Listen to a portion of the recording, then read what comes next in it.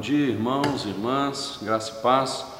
Bom estarmos aqui mais uma vez, nesta manhã de domingo, para buscarmos ao Senhor, para estudarmos a Sua Palavra, para estarmos juntos, ainda que não fisicamente, mas online.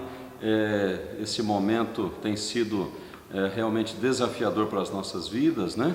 Estamos distantes uns dos outros. Na sexta-feira eu disse para os irmãos do grupo de WhatsApp que estava com saudade. Eu estou com saudade dos irmãos, aquele desejo de estar à porta da igreja, de dar um abraço em você, estarmos juntos mais uma vez. Estamos aguardando esse momento, mas enquanto não é possível esse momento, nós vamos nos virando aqui, né? Então estamos transmitindo a escola dominical online para que você possa ser edificado mesmo no celular. Deus abençoe a sua vida, sua família, e que essa manhã seja uma manhã agradável, lembrando que é o dia do Senhor, lembrando que é o momento de buscarmos ainda mais a presença do nosso Deus. Momento como esse, todos nós somos chamados a irmos para a presença do Senhor, somos chamados de fato a nos aproximarmos mais ainda de Deus, especialmente nesse dia, que seja um dia renovador para a sua vida, para a sua família, e que possamos passar esse tempo aqui juntos na presença de Deus, tá bom? Então eu lhe convido a mesmo aí na sua casa, fechar seus olhos e orarmos juntos. Vamos buscar a presença de Deus em oração. Oremos então, irmãos. Amado Pai, nós estamos neste dia do Senhor buscando a Tua presença, porque nós precisamos de Ti constantemente, ó Pai. E ainda mais nesses momentos e períodos aflitivos que estamos passando, não apenas em nossa cidade e país, mas a nível mundial. E nós estamos buscando ao Senhor. Meu Pai, fala conosco nesta manhã, dirige as nossas vidas, e nós queremos, ó Pai, renovar diante de Ti a nossa fé e a nossa confiança na Tua soberania, Senhor, no Teu poder. Sabemos, ó Pai, que nada foge ao controle do Senhor, tudo está debaixo de Tua vista, e o Senhor, ó Pai, está dando bom termo a todas as coisas para que se cumpram os Teus planos e propósitos, nós possamos confiar e descansar em Ti. Mas o Senhor sabe, ó Pai, da nossa estrutura, sabes, ó Deus, que somos pó, e nós clamamos a Ti. Renova e fortalece o Teu povo. Ó Deus, é a nossa oração a Ti nesta manhã, em nome do Senhor Jesus. Amém. Meu irmão, minha irmã, eu quero lhe convidar a abrir a sua Bíblia. Se você quiser abrir a sua Bíblia na sua casa para acompanhar a leitura, se não, apenas ouça com atenção. Texto de Lamentações, no capítulo 3, nós vamos ler dos versos 21 a 26. A palavra do Senhor nos diz assim: quero trazer à memória o que me pode dar esperança. As misericórdias do Senhor são a causa de não sermos consumidos, porque as suas misericórdias não têm fim, renovam-se a cada manhã, grande é a tua fidelidade. A minha porção é o Senhor, diz a minha alma, portanto esperarei nele. Bom é o Senhor para os que esperam por ele, para a alma que o busca. Bom é aguardar a salvação do Senhor, e isso em silêncio.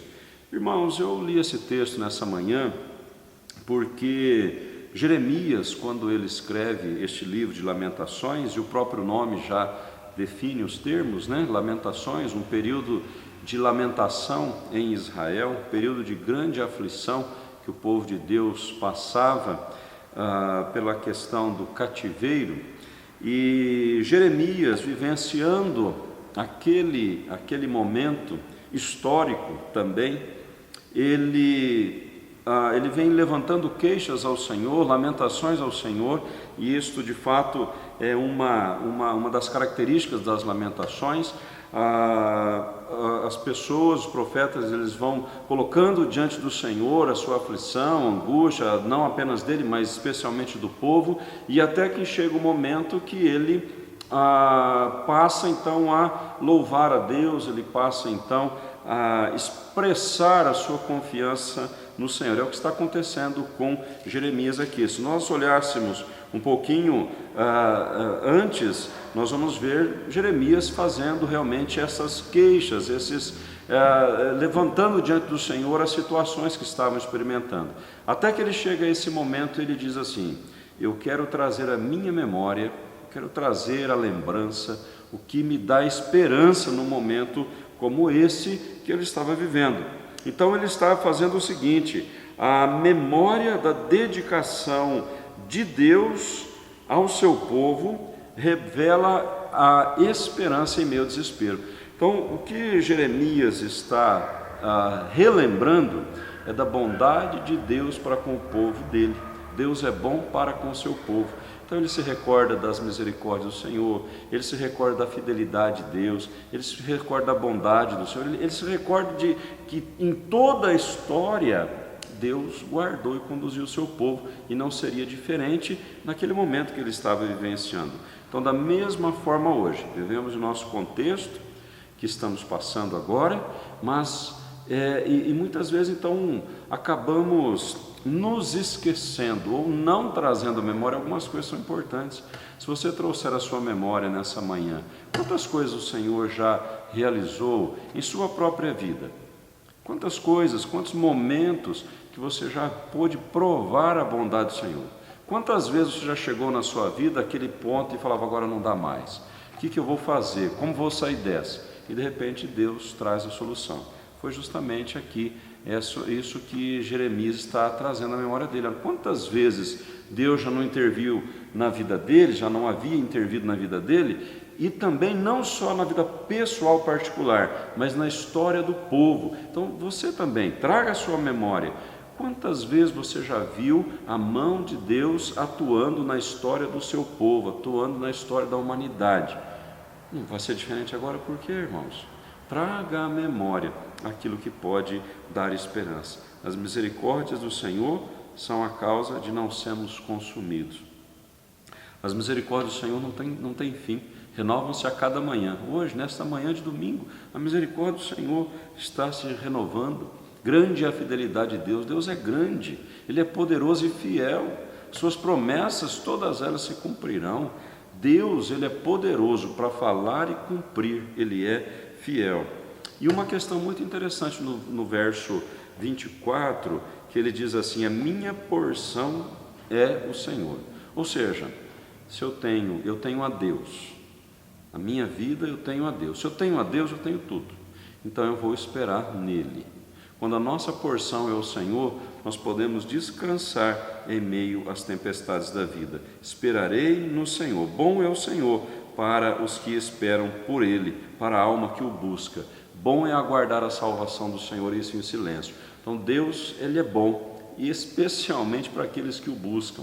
Então faça isso, meu querido irmão, minha querida irmã, busque ao Senhor, busquemos ao Senhor, descansemos nele, como diz o Salmo 46, descansemos no Senhor, aquietemos diante da presença do Senhor, vamos trazer à nossa memória a bondade, a graça, a fidelidade do nosso grande e poderoso Deus. Essa primeira palavra que eu deixo aqui nesta manhã de domingo, para sua reflexão, para você, de sua família, diante desse momento, para trazer um claro para a nossa mente, para que a gente possa trazer a consciência novamente daquilo de quem está no controle. Quem está no controle é Deus. Então descanse no Senhor, traga à sua memória a misericórdia, bondade e graça do Senhor para a sua vida, tá bom? Esta semana também o culto, hoje à noite, também será transmitido pelo YouTube, então você pode acessar o mesmo. Nós vamos disponibilizar também no grupo de WhatsApp da igreja o endereço, assim como disponibilizamos também da escola dominical. O grupo familiar vamos também providenciar para que possa ser transmitido. Estamos tendo um problema com a internet no Brasil, está sobrecarregada, muitas pessoas estão no Facebook, enfim, utilizando demasiadamente a internet nesse tempo. Então, na terça-feira passada nós tivemos um pequeno problema justamente na hora da transmissão, por essa questão. Então vamos providenciar para essa próxima terça, para que possamos superar essa dificuldade, para que você possa participar de um grupo familiar. Queria que você colocasse os seus pedidos de oração no grupo da igreja, para que a gente pudesse manter informado e pudéssemos orar por ali também.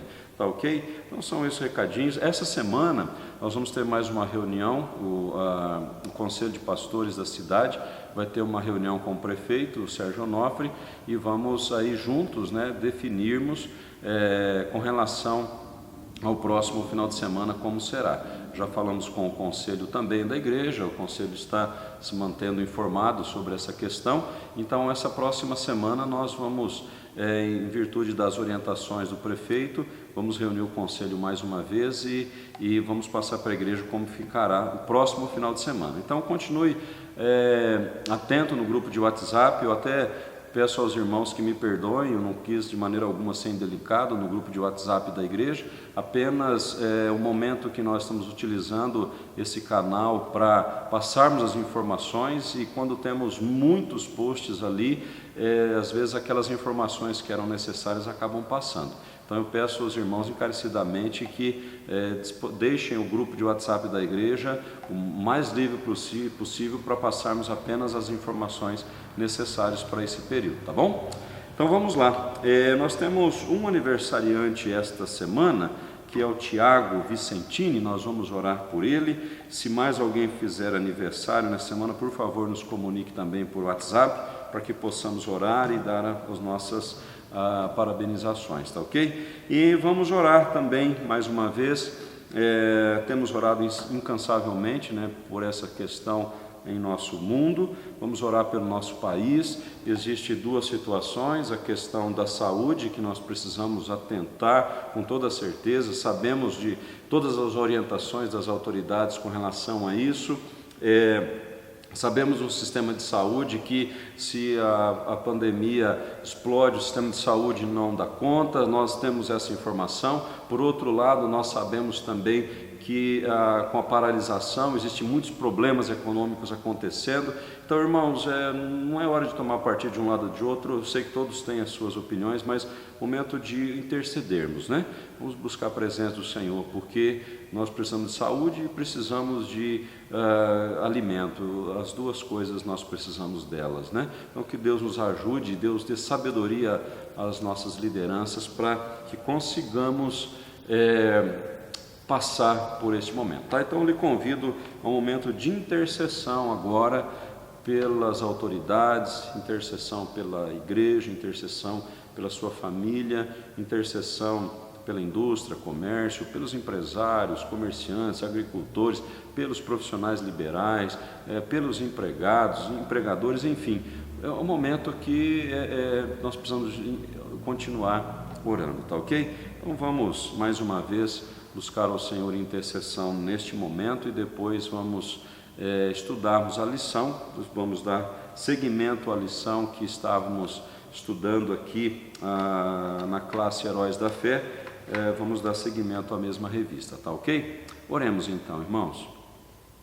Amado Pai, nós lhe damos graças, Senhor, por mais um dia que o Senhor nos concede debaixo de Tua mão poderosa. Nós nos lembramos, ó Pai, nós trazemos à nossa memória a tua fidelidade, a Tua misericórdia, a Tua bondade. Ó Deus, temos registrado na Bíblia e temos registrado na história a condução do Senhor sobre o seu povo. Jamais, ó Pai, o Teu povo foi desamparado pelo Senhor. E da mesma forma, nesse tempo, nós continuamos confiando, ó Deus, que o Senhor é fiel. E o Senhor, ó Pai, continua guardando o seu povo. E nós queremos descansar em Ti, ó Pai, sabedores de que o Senhor tem o melhor para as nossas vidas e para a condução da história. Senhor Deus, nós queremos colocar diante de Ti a vida do Tiago, que nesta semana completará mais um ano de vida. Rogamos, ó Pai, a Tua bênção sobre ele, que a Tua boa mão conduza, ó Pai, a vida deste jovem a cada dia, que ele seja guardado e amparado pelo Senhor. Abençoa o Tiago, juntamente com ele toda a sua família. Acrescenta longevidade a ele, ó Deus, e que todos os teus planos e propósitos, ó Deus, se cumpram na vida do nosso querido Tiago, ó Pai. Nós oramos também agora, então, colocando diante do Senhor o nosso país, a nossa cidade, Senhor. Nós colocamos as autoridades, nós colocamos, ó Pai, a questão da saúde, nós colocamos, ó Pai, os profissionais de saúde, nós colocamos diante de Ti em oração, ó Pai, os empresários, comerciantes, agricultores, profissionais liberais, empregados, ó Deus, enfim, Senhor, toda a nossa população diante do Senhor. O Senhor sabe, ó Pai, de todas as coisas, sabe que nós precisamos do pão nosso de cada dia e precisamos, ó Deus, da saúde para caminharmos, Senhor. Então nós intercedemos, dá sabedoria e graça para que se encontre, ó Deus, os meios para que se cuide da saúde e que se obtenha o sustento. Nós oramos ao Senhor pedindo para que o Senhor, ó Pai, ponha a Tua boa mão e que não haja caos, nem na saúde e nem na economia. Nós oramos ao Senhor confiados em Ti. Pedimos que agora o Senhor, Teu Espírito Santo, ilumine o nosso entendimento para que possamos estudar a Tua Santa Palavra, que possamos ser edificados através dela. É a nossa oração a Ti, Senhor, em o nome do Senhor Jesus. Amém, Pai. Amém, Senhor. Bem, irmãos, dando sequência então à nossa escola dominical, como eu disse, nós vamos continuar estudando a nossa revista aqui da classe Heróis da Fé. Como não temos condições de termos todas as classes, então vamos manter esse estudo. E justamente hoje a lição ela vai falar de um tema bastante atual, que é a questão do trabalho. A lição número 10, trabalho, não idolatria, mas vocação. Vamos ter um olhar sobre o trabalho, um olhar reformado sobre o trabalho. Qual é o papel do trabalho em nossa vida? O trabalho, ele é uma bênção de Deus ou o trabalho é uma maldição, né? Como que você encara a sua profissão? Ela é uma vocação ou vocação é só aquele que se dedica ao trabalho eclesiástico, o ministério eclesiástico? Vamos entender essas questões hoje na nossa lição, tá? O texto base da nossa lição se encontra em Gênesis, no capítulo 2, dos versos de 1 a 3, que nos dizem assim: Assim, pois, foram acabados os céus e a terra, todo o seu exército. E havendo Deus terminado no dia 7º a sua obra que fizera, descansou nesse dia de toda a sua obra que tinha feito. E abençoou Deus o dia 7º e o santificou, porque nele descansou de toda a obra que como Criador fizera. A introdução nos diz assim: há quem idolatre o seu trabalho ou o seu descanso, e há crente que vê o trabalho diário como coisa mundana, efeito da queda. Entendem que só será para o Senhor se for trabalho de pastor ou missionário. E o que ensina a Escritura? O que ensina a Escritura? Então, veja bem, a sua vocação e o descanso. A sua vocação e o descanso. Deus chamou Adão e Eva ao trabalho no princípio da sua criação. Muitos pensam que o trabalho foi dado pelo Senhor apenas depois da queda. Na realidade, o trabalho foi dado pelo Senhor ao homem antes da queda. Aqui em Gênesis 1, 27 e 28 diz assim: sede fecundos e multiplicai-vos. Estabeleceu a família ao reconhecer que não é bom que o homem esteja só e que ele precisava de uma auxiliadora. Deus afirmou que o homem seria um ser social, viveria em comunidade, e a ordem de sujeitar a terra determinou o trabalho humano. Criados à imagem de Deus, devemos seguir o exemplo da obra divina. Então, antes da queda, Deus cria o homem, Deus cria a mulher. Então há uma questão de um ser social. O homem não está sozinho, ele não deve viver sozinho, ele vive em sociedade. Então, obviamente, a célula máter da sociedade é o casamento, o homem e a mulher.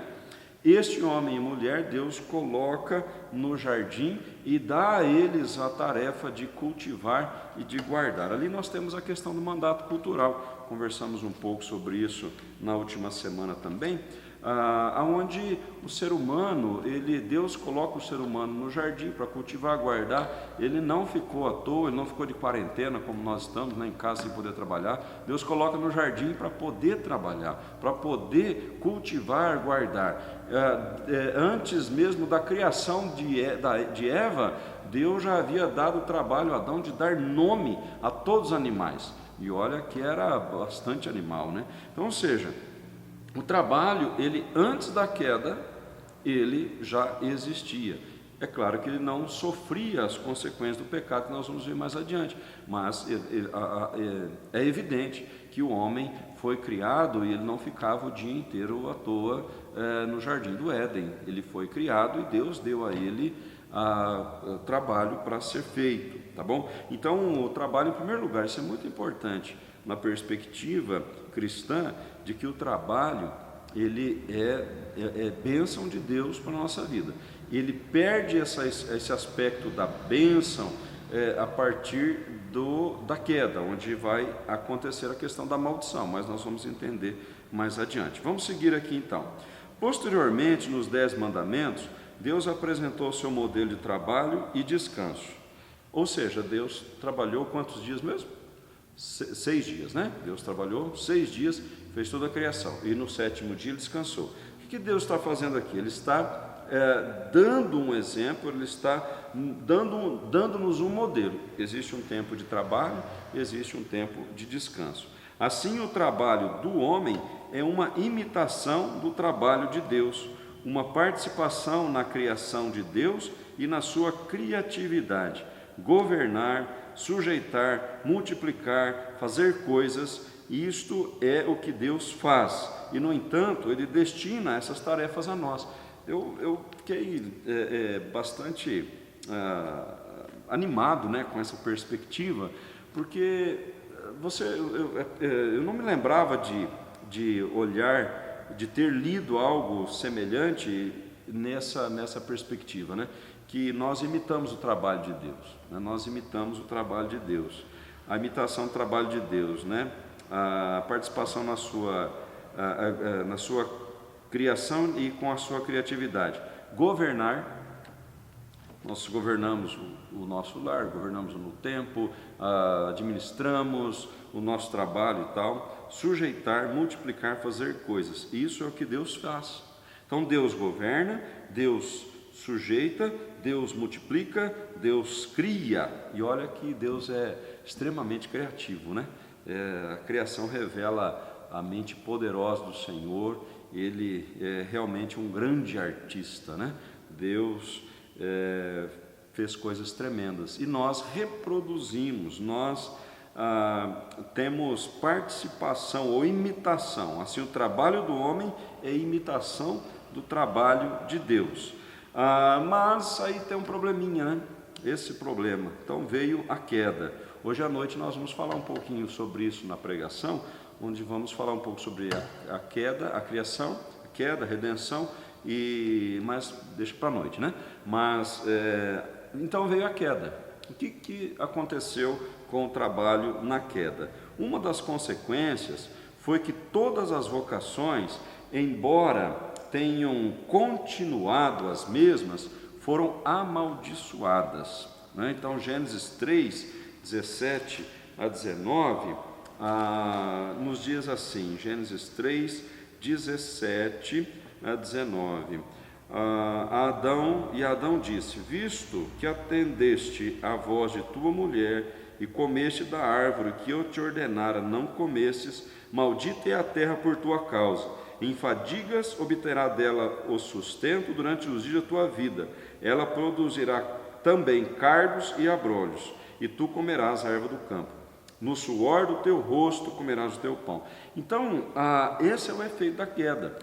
O trabalho existia antes, mas ele não tinha esse aspecto de ser penoso, de ser cheio de fadiga, cansativo. Não é assim que muitas vezes ao terminar o dia você se sente? cansado, fadigado, né? Tantos problemas que você enfrentou, tentou atender as pessoas bem, as pessoas te trataram mal, aquele problema que surgiu, enfim, tanta coisa que surge no nosso dia a dia do trabalho.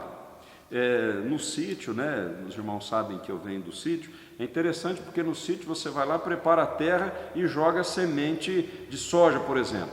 De repente nasce a soja, mas junto com a soja nasce o quê? Nasce um monte de erva daninha. Mas quem plantou a erva daninha lá? Ninguém foi lá semear. A terra produzirá cardos e abrolhos. Sabe aquela tiririca que tem lá no quintal da sua casa, que você tenta acabar com ela e não consegue? É resultado da queda. Né? Você planta a grama e as tiriricas saem no meio. Você planta lá o feijão e sai o mato junto. Gente, esse é o resultado da queda. Então, o trabalho, ele passou a ser penoso. Suor do teu rosto vai comer o seu pão a partir da queda. O trabalho existia antes, mas com a queda, então, nós sofremos hoje a questão dessas lutas com o nosso trabalho, justamente por efeito da queda. A queda não é só uma questão de pecado. A queda é pecado, mas isso afeta a nossa natureza, a nós seres humanos, mas afeta toda a criação. A Bíblia diz em Romanos, né, que a própria criação geme, aguardando a revelação dos filhos de Deus, ou seja, ela está aguardando também a consumação de todas as coisas para a sua própria restauração. Então veio a queda e as consequências foram essas. As ordens para que Adão exercesse domínio sobre a terra, sujeitando-a, fazendo crescer e multiplicar, não foram revogadas, mas agora ele tinha que trabalhar debaixo da maldição. Só em meio a fadigas a terra produziria o alimento necessário. E o trabalho não produziria somente alimento, mas também cardos e abrolhos, e custaria o suor do seu rosto. Então, você veja bem, quando Deus dá ordem para Adão de sujeitar a terra e multiplicar, isso não foi revogado. Só que hoje nós vemos a própria sujeição do homem à questão da criação sendo contaminado pela questão do pecado. Quando, esses dias atrás eu falei sobre a questão de você poder, por exemplo, explorar os recursos naturais. Então, pode explorar? Claro que pode, né? Vocês não estariam me vendo hoje por essa transmissão se não houvesse sido extraído materiais da natureza para formar os próprios equipamentos para se fabricar os próprios equipamentos que hoje nos possibilitam a isso, né? O próprio papel que está na minha mão vem dessa exploração. Então é uma questão de sujeição do homem à natureza, só que quando o homem extrapola isso, ou seja, quando ele explora de uma forma desordenada, então ele não está cumprindo adequadamente aquilo que Deus deu a ele para fazer. Então não é o pecado a extração de algo da natureza, o pecado está em extrair isso de forma desordenada. Então, um tema bíblico importante a respeito do trabalho é o sábado. Agora mudando um pouquinho o foco, né? Mas ele não está apenas na lei, está também no Evangelho. Jesus ensinou que o sábado é o dia de fazer o bem, Lucas 6, 6 a 11. Ele existe, o sábado existe por causa do homem, não o contrário, Marcos 2, 27. O sábado é um dom de Deus para os seres humanos ocupados e cansados. Ele nos oferece uma pausa para descanso, para ficarmos com o Senhor, com a nossa família e com nós mesmos. Acima de tudo, o sábado nos fala de Cristo. O fato de não trabalharmos é um lembrete de que não somos salvos pelas nossas obras, mas em Cristo podemos desfrutar o descanso do sábado. Hebreus 4, 9 a 11. Aqueles que descansam na graça de Deus sabem que Ele, em seu poder criador e sua benigna providência, é o único que está por trás da obra que fazemos. Irmãos, é fantástico o ensino que Deus nos traz com relação ao sábado, ao dia do descanso. Deus trabalha, nós trabalhamos. Devemos ser governantes, sermos criativos, enfim, né?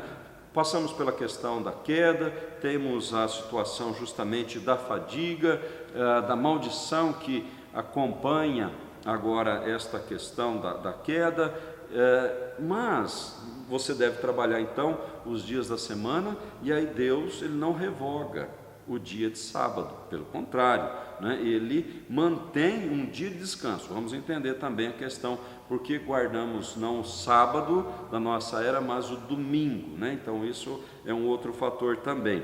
Rapidamente guardamos domingo, porque o domingo é o dia do Senhor. A igreja passou a se reunir no dia do Senhor. O dia da ressurreição de Cristo é o dia do Senhor. Isso você vai encontrar em Atos dos Apóstolos, você vai encontrar em Atos, você vai encontrar nas cartas paulinas, você vai encontrar justamente na história da igreja cristã primitiva, que não mais se reúne no sábado judaico, mas o sábado agora é o dia do Senhor, é o dia de descanso, é o domingo, o dia do Senhor, o dia da ressurreição do Senhor. É por isso que nós guardamos. O princípio permanece o mesmo, 1 entre 7. Um dia de descanso, um dia para nos voltarmos ainda mais para o Senhor, para descansar, para estarmos com a família, enfim.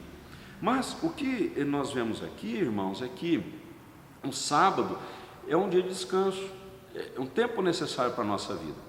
Então, primeiramente, algumas observações, porque o que o sábado nos ensina. Primeiro, que nós precisamos de descanso. Deus faz um dia, né, e uma noite. Deus faz 2 dias e uma noite no meio. Ou seja, você tem um dia de trabalho e uma noite de descanso. Você tem um dia de trabalho, uma noite de descanso. Você tem os 6 dias de trabalho, você tem um dia de descanso. Então, não estamos contra as questões hoje que você trabalha de segunda a sexta e tem sábado e domingo de descanso. Não tem problema com relação a isso. Mas o fato é que Deus está mostrando que existe a necessidade de trabalhar para termos o sustento, para imitarmos o Deus que é um Deus trabalhador, e a necessidade de descanso. Então, esse é o primeiro aprendizado, descanso para o nosso físico. Segundo aprendizado é a questão de que é um lembrete de que não somos salvos por nossas obras, ou seja, é onde a gente volta o nosso olhar para saber que é Deus que nos salva, que é Deus que opera em nossas vidas, que é o Senhor que realmente nos transforma. A salvação não é pelas obras que praticamos, não é pelo nosso trabalho, nós somos salvos pela graça de Deus. Um aspecto muito interessante que eu gosto de ressaltar e que o autor nos ressalta aqui é que o sábado aponta para Cristo. O sábado, ele aponta para o descanso eterno em Cristo Jesus. Se nós formos para Hebreus 4, 9 a 10, está escrito que resta um repouso para o povo de Deus. Ele está mostrando justamente que a eternidade, a vinda do Senhor, a volta do Senhor para estarmos com Ele na eternidade, é representada no sábado. Você já parou para pensar nisso? Né? A Bíblia está dizendo que resta um descanso para o povo de Deus. O sábado é um dia de descanso que nos faz, que nos reporta ao Senhor, que nos faz lembrar de Deus e que nos aponta para o descanso que o Senhor tem para o seu povo. Isso é muito, eu gosto demais dessa implicação do sábado para a nossa vida. Então, quando hoje nós estamos transmitindo a escola dominical, então aqui online, mas você pode, como está gravado, você pode assistir no domingo, né? Você pode assistir em qualquer outro momento da semana, você pode assistir a nossa escola dominical. Mas quando as coisas voltarem ao normal, por que nós devemos nos congregar? Por que Hebreus 10, 25, 9, 25 diz: não deixe congregar como é costume de alguns. Não deixe congregar como é costume de alguns. Porque a congregação faz parte disso, é o povo de Deus que se reúne para estar junto com o Senhor. Não vamos estar junto com o Senhor na eternidade? Então, aqui está apontando para a gente também que o dia do Senhor, o dia para nos reunirmos, Hebreus 10, 25, corrigindo, né? Hebreus 10, 25, é o dia que o povo de Deus se congrega para estar com o Senhor. Isso não acontecerá isso na eternidade? é um dia que nós vamos estar juntos com o Senhor para sempre, a eternidade. Então, quando eu não venho na igreja de domingo, quando eu não estou participando da vida da igreja, eu não estou percebendo esse aspecto. Quem sabe eu saiba disso, mas eu falo, não, lá na eternidade nós vamos ter bastante tempo para ficar junto, né? Então agora eu não preciso. Não, Hebreus está dizendo, não deixe congregar. Você já vai estar vivenciando nesse momento algo que você vai passar na eternidade. É claro que tem a questão dos dons, do serviço, um servindo ao outro. Se nós não estivermos juntos em congregação, como é que vamos nos servir através dos nossos dons? Hoje mesmo, dando essa escola dominical, estou aqui com o Lucas e quero agradecer ao Lucas, né, por estar aqui auxiliando. Então, ou seja, eu preciso do meu irmão para poder transmitir essa escola dominical. Mas está faltando, gente, está faltando. Cadê o povo aqui no louvor? Cadê o povo aqui na igreja? Cadê as crianças aprendendo lá atrás? Enfim, a igreja não está completa. Nós podemos passar por um período dessa forma? Podemos, mas pouco tempo, porque nós precisamos nos juntar. Então eu estou enfatizando essa questão do dia do Senhor, porque ele tem um aspecto escatológico muito bonito, muito bonito. Então, quando eu não considero este dia, eu não estou considerando que Deus está mostrando para mim que esse dia é um dia de olhar para Ele, é um dia de trazer à memória que Deus tem um descanso eterno preparado para nós, tá? Então aqui a questão do trabalho, vocação, descanso, trabalho e descanso, trabalho e descanso. E o próprio descanso não é só uma questão egoísta, né? Não é uma questão só para nós, é para nós sim. Depois do nascimento do trabalho, você tem que descansar, tem que tirar férias, tem que ter isso, mas não é só para isso. O dia do descanso nos mostra o Senhor, esses dois aspectos, tá? No ponto 2, nós vamos ver o seguinte: no mundo, mas não do mundo. Então vamos lá. Deus chama pessoas para diferentes tipos de trabalho como parte de seu domínio sobre o mundo. O próprio Deus está agindo no trabalho do homem por meio do poder da sua providência.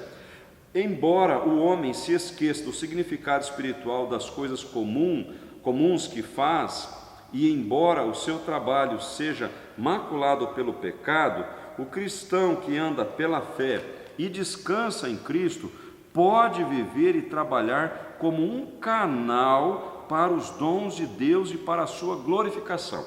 1 Coríntios 10, 31, também é um texto básico da nossa lição de hoje, diz assim: portanto, quer comais, quer bebais ou façais qualquer outra coisa, e qualquer outra coisa é qualquer outra coisa inclui o trabalho, você deve fazer tudo para a glória de Deus. O Senhor não considera nossas obras, nem nossa vocação, como merecedoras do seu favor. Nossa relação com Ele está baseada apenas na sua graça e no perdão resultante da obra de Cristo. As boas obras são realizadas por nossa vocação, são o fruto da fé. Efésios 2, 8 a 10. As boas obras não são feitas para Deus, mas para o próximo. Bom, o que o autor está dizendo aqui é o seguinte, que o Senhor não considera nossas obras nem nossa vocação como merecedor do seu favor, ou seja, eu não estou comprando o favor de Deus porque eu estou executando a minha vocação, tá? Na realidade, sim, eu estou executando a minha vocação e eu estou considerando que essa vocação veio de Deus e é para a glória dele. Quando eu digo vocação, nós vamos entender, é para todos os trabalhos, todas as profissões. As obras não são feitas para Deus, mas para o nosso próximo. Olha que consideração interessante. Por que Deus deu uma vocação para você? Então, você está trabalhando e é para o seu sustento, para a sua família, não é? Sim. Mas quando Deus está sendo glorificado com o seu trabalho? Sim. Mas quando você realiza o seu trabalho, ele não está beneficiando outra pessoa, não é verdade? Olha só que bonito. Você já parou para pensar que quando você, lá da sua casa, e nesse tempo aqui está muito comum isso, né? Já era comum e agora, nesse período de isolamento, mais ainda. Você pega seu telefone e você pega lá um aplicativo de algum lanche, enfim, e você pede lá a sua pizza. Vou pegar o exemplo da pizza. Você pede a sua pizza. Você já parou para pensar o que está envolvido para que aquela pizza chegue na sua casa quentinha? Pronto. Você já parou para pensar que o trigo que está naquela pizza, o produtor teve que plantar, mas para esse produtor plantar, ele teve que ter insumos, ele teve que ter adubo, ele teve que ter uma máquina, um trator, uma tecnologia, uma infinidade de coisas, de profissões para produzir o trigo. Aí o trigo vai para a massa lá para fazer a pizza. Mas aí tem o queijo. Aí para ter o queijo na pizza, teve que ter o leiteiro lá, teve que ter a vaca, o leiteiro que tirou o leite, aí o caminhão que pegou, levou para a empresa que beneficiou. Gente, você percebe quantas as coisas estão interligadas para você ligar e pedir uma pizza para chegar na sua casa. Por isso que a economia está complicada, né? Porque para uma coisa, aquela coisa que parou está afetando um monte de outras coisas. Mas eu quero chamar a atenção que as vocações que Deus deu é para o bem do homem, para o bem do semelhante. Então, quando você está executando o seu trabalho, às vezes a gente não tem a dimensão disso, mas o ser humano está sendo beneficiado pelo seu trabalho. Certa feita, eu não me lembro agora qual era a construção, se não me engano a Capela Sistina, mas não tenho exatamente, não me lembro qual construção, mas o que eu quero dizer é o seguinte, né? Estavam construindo uma grande capela e alguém chegou para um pedreiro e perguntou: o que você está fazendo aqui? Ele estava assentando tijolos, né? E ele falou o seguinte: eu estou fazendo uma parede, estou assentando tijolos, estou fazendo uma parede. Então, beleza, era isso que eu estava fazendo mesmo. Aí a mesma pessoa perguntou para um outro pedreiro: o que você está fazendo aqui? Ele disse assim: eu estou construindo uma catedral. Ele estava fazendo a mesma coisa, né? Ele estava fazendo a mesma coisa, mas um não conseguia enxergar a dimensão do que ele estava fazendo, o outro já conseguia ter essa dimensão. Então as boas obras, elas são feitas não são feitas para Deus, mas para o próximo. E é muito legal isso, eu quero que você atente para isso, tá bom? Então olha só, é muito interessante essa questão. Olha, sendo assim, nem toda ocupação ou meio de vida é uma vocação. Ser traficante de drogas não é uma vocação de Deus. Essa função específica não envolve amor ao próximo, pelo contrário, ela lhe faz mal. Ocupações como ladrão, estelionatário, matador de aluguel e outros crimes também estão fora do âmbito da vocação, claro, né? São intrinsecamente pecaminosas, não demonstram amor nem serviço. Deus não está presente nelas, apenas o diabo. Então, a vocação que vem de Deus, como que a gente pode saber se uma profissão é uma vocação de Deus ou não? Aquela vocação, aquele trabalho está beneficiando outras, em amor ao próximo, está servindo outras pessoas, aí fica fácil, né? Então, uma pessoa, um traficante, ele está trabalhando? Ele está trabalhando, correndo riscos na sua profissão, né? É verdade. Só que a profissão dele não é para edificar outra pessoa, é para destruir outras pessoas, tá? Mesmo alguns trabalhos considerados legais não são vocações legítimas. Aquele que pratica o aborto não está amando nem servindo ao próximo, a criança indefesa, que é a criança indefesa no útero. Pelo contrário, está assassinando seu próximo. Então, veja bem, um médico, enfim, está exercendo uma profissão idônea, uma vocação de Deus, mas se ele usa a vocação dele para matar, né, um feto, uma criança, então ele não está usando a vocação de forma a glorificar a Deus. Isso nós podemos colocar em todas as profissões, né, em todas as profissões.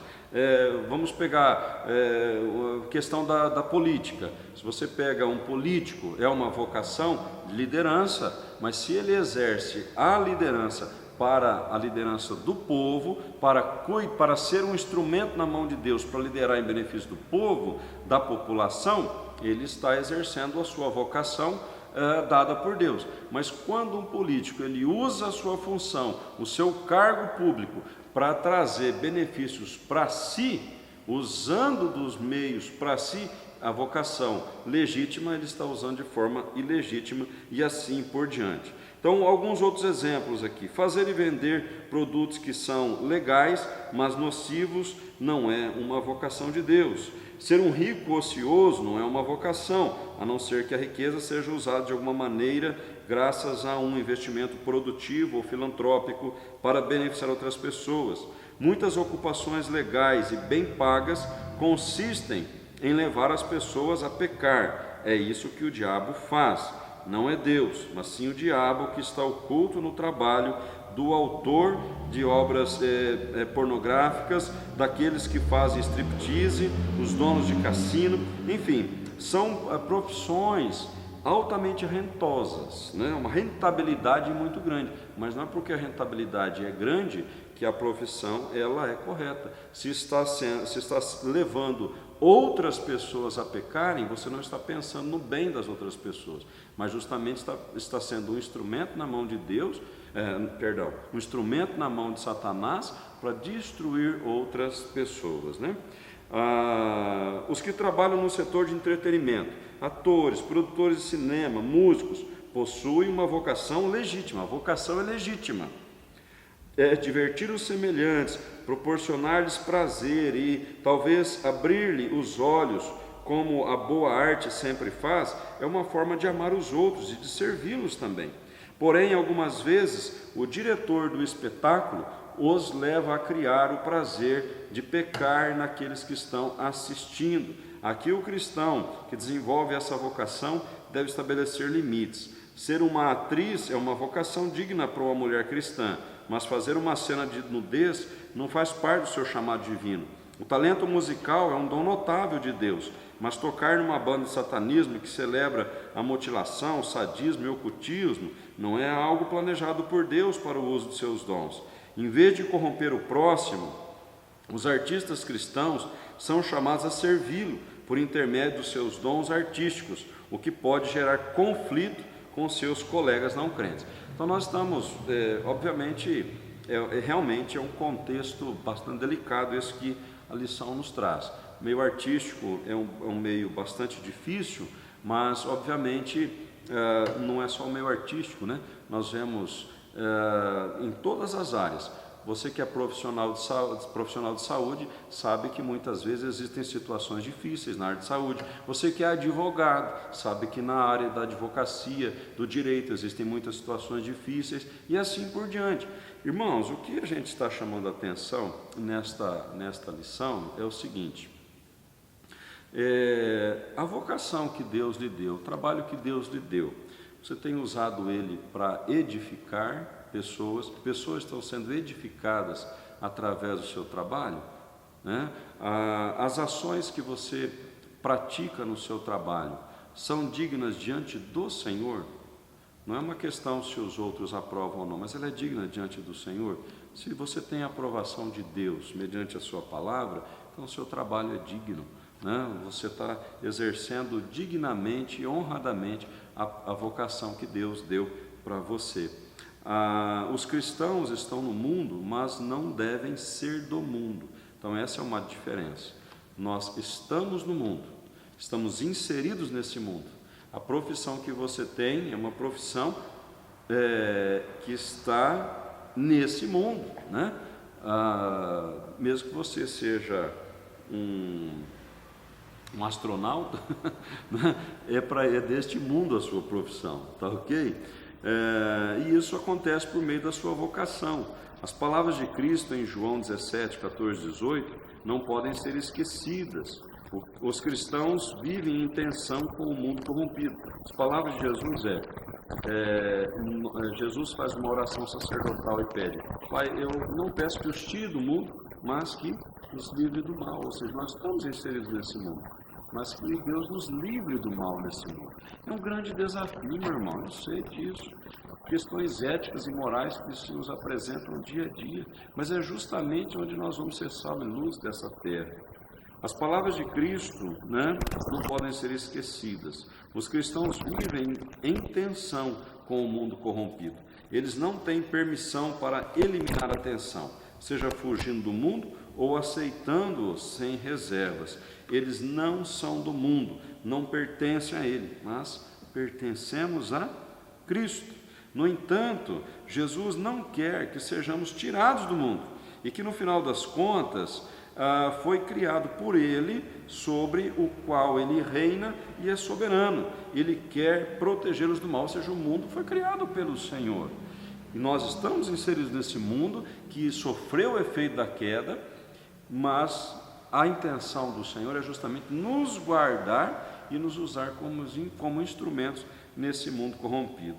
Ao desempenhar suas vocações, os cristãos se envolvem com o mundo. É assim que podem exercer uma influência positiva sobre a cultura. Atores, músicos e artistas cristãos podem ser sal e luz num mundo que geralmente é insosso e escuro. É por isso que precisamos de cristãos em todas as profissões ligadas à cultura. Irmãos, é isso que sempre a teologia reformada ela defendeu e continua defendendo por ser bíblica, que o cristão ele exerce uma influência positiva na cultura. Eu estive lendo bastante a respeito disso, e quando nós queremos influenciar o mundo, não vai ser, às vezes, a princípio, a partir de grandes ações, mas sim das pequenas ações do nosso dia a dia. Quantos milhões de cristãos existem no Brasil? Se cada cristão no Brasil exercer sua influência de maneira positiva aonde você está, são milhões que estariam influenciando a cultura. Por que a nossa cultura é tão decadente? Por que a nossa cultura é tão permissiva? Obviamente porque a cultura está sendo influenciada mais por pessoas não cristãs do que os cristãos. Agora, quando nós temos uma visão correta do trabalho, como uma vocação que Deus me deu, então se eu sou um sapateiro, eu vou ser o melhor sapateiro. Se eu sou o pastor, eu vou procurar ser o melhor pastor. Se eu sou um agricultor, eu vou procurar ser um agricultor segundo o coração de Deus. Se eu sou um advogado, eu vou exercer a minha advocacia dentro dos parâmetros do Senhor. Se eu sou um médico, vou exercer a minha medicina diante dos parâmetros do Senhor. Se eu sou um artista, eu vou ser um artista cristão. Se eu sou um professor, eu vou ser um professor cristão. Irmãos, olha o impacto disso. Ao desempenhar suas vocações, os cristãos se envolvem com o mundo. É assim que podem exercer uma influência positiva na cultura. Além disso, é na vocação que a evangelização pode ser feita com mais eficácia. Como os não cristãos podem ser alcançados pelo Evangelho, é improvável que venham aqui na igreja. Ou seja, não é que seja improvável, mas é mais difícil que ele venha aqui na igreja, entre por aquelas portas. Talvez um evangelista possa bater a porta deles, mas hoje em dia também dificilmente vão deixá-lo entrar. No ambiente de trabalho e na vizinhança, porém, cristãos e não cristãos estão juntos e se conhecem.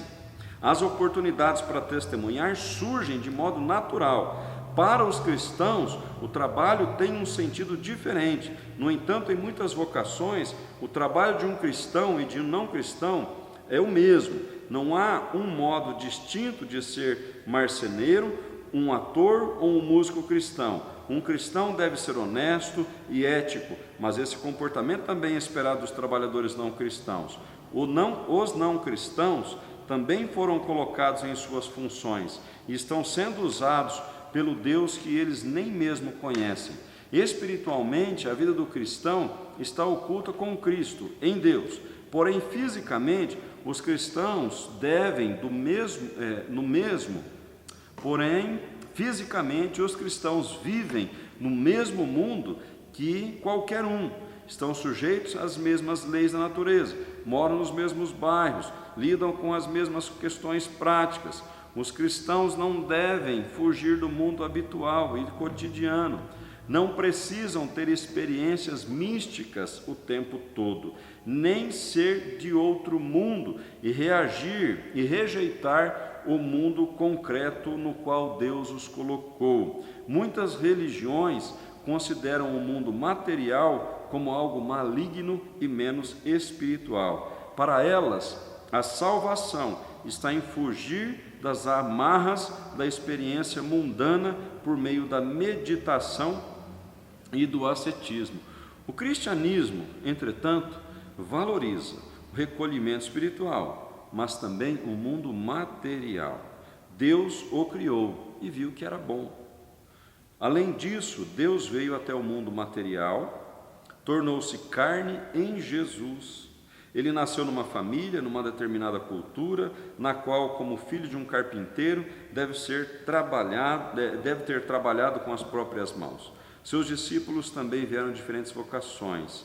Muitos deles eram pescadores, um era coletor de impostos, o apóstolo Paulo fazia tendas, provavelmente eles pescavam, cortavam e costuravam tecidos do mesmo modo que os que não conheciam Jesus.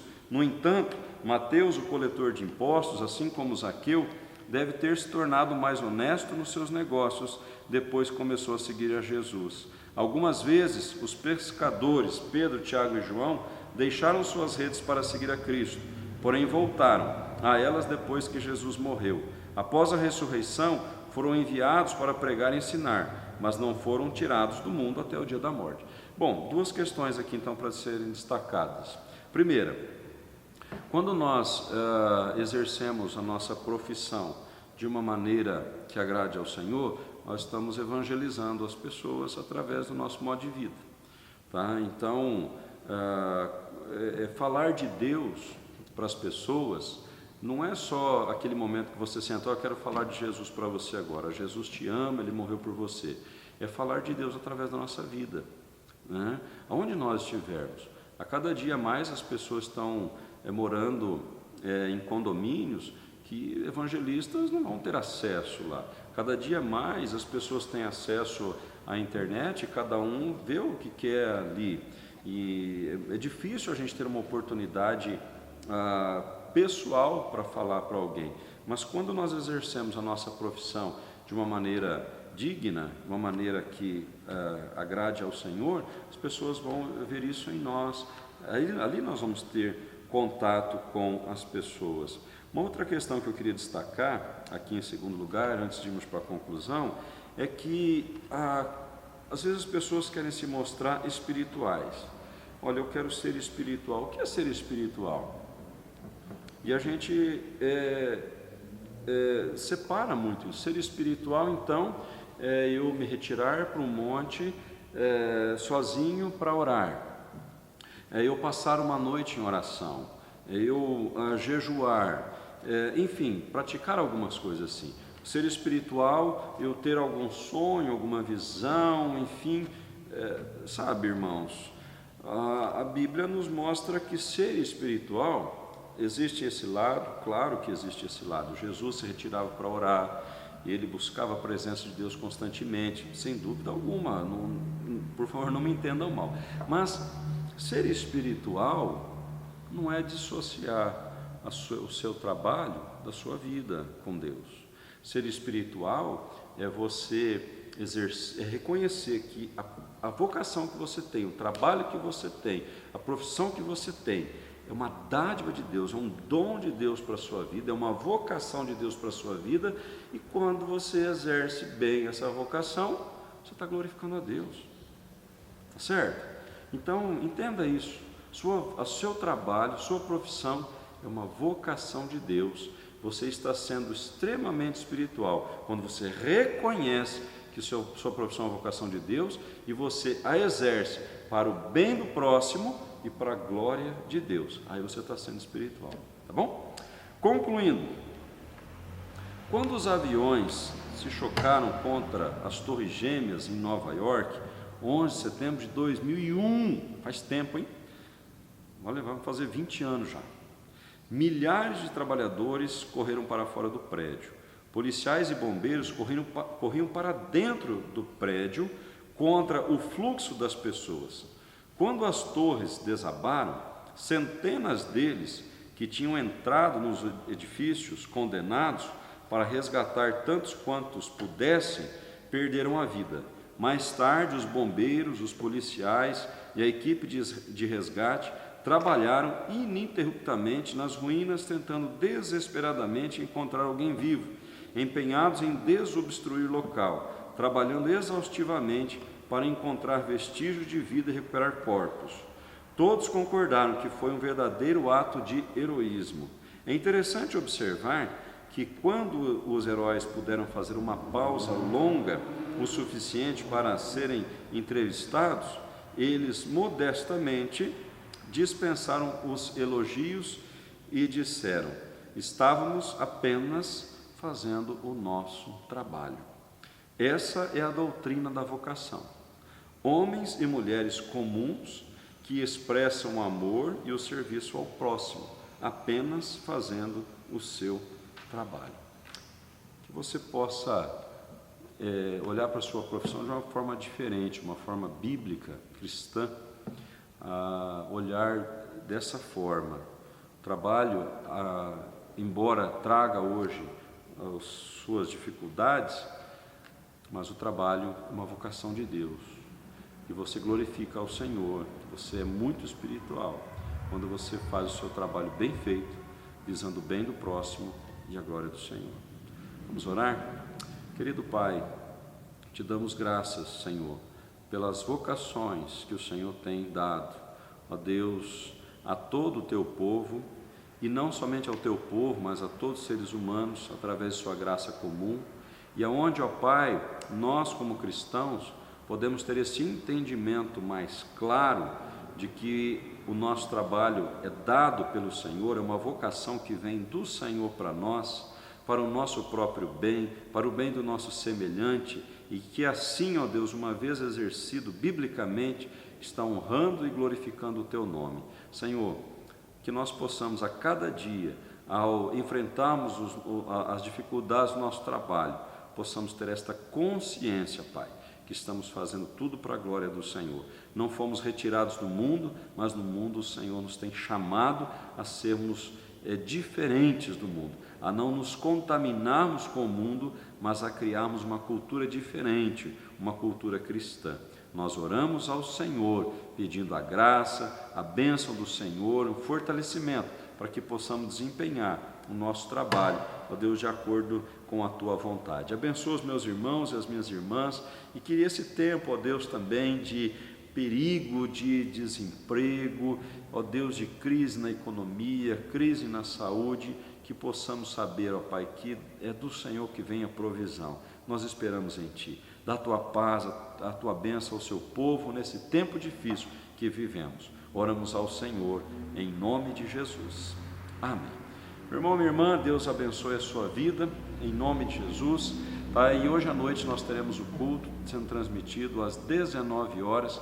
Participe com a gente também, ainda aqui online, mas não deixe de participar do culto, tá bom? Deus abençoe sua vida e toda a sua família, e tenha um ótimo domingo, dia do Senhor, dia de descanso. Amém.